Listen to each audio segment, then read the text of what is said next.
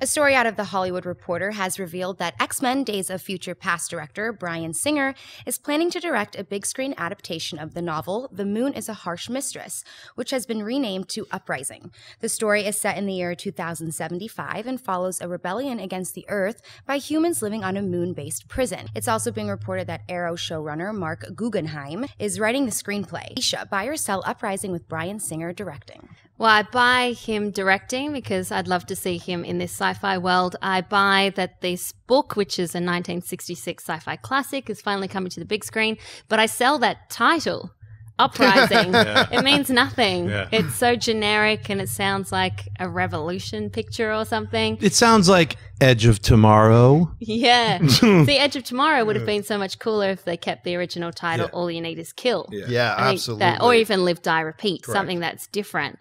Uprising means nothing. The Moon is a Harsh Mistress. That is a cool title. Incredible title. They should keep that. Awful title.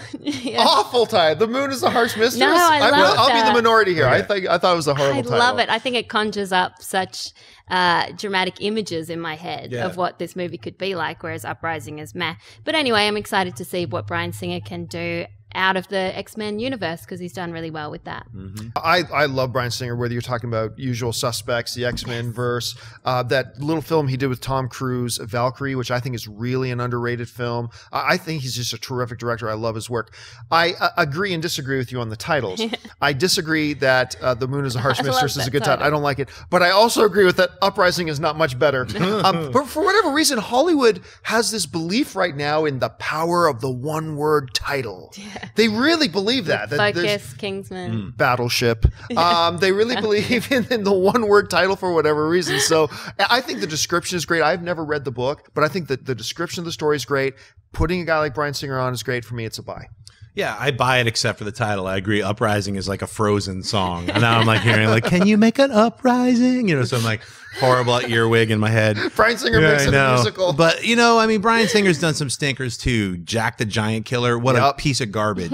But then he redeemed himself in my eyes with X-Men Days of Future Past. I was like, okay, that's been erased. The guy's back. He's a great director. I mean, everyone has stinkers, so you can't be like hating on him.